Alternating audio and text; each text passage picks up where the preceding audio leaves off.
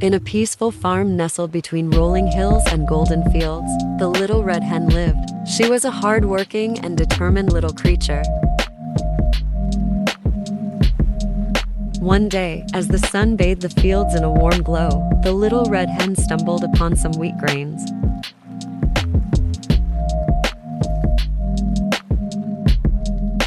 Excited about the possibility of making something wonderful, she asked her fellow farm animals for help.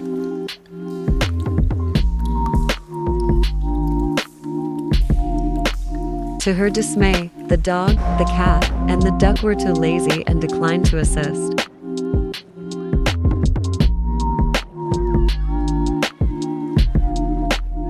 Undeterred, the little red hen decided to do the work herself. She planted, watered, and nurtured the wheat until it grew tall and strong.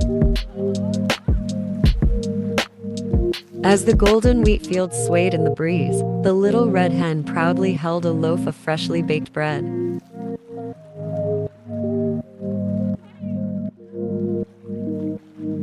And so, kids, the little red hen's hard work paid off. The moral of the story is that determination and hard work lead to the sweetest rewards. Good night, little dreamers.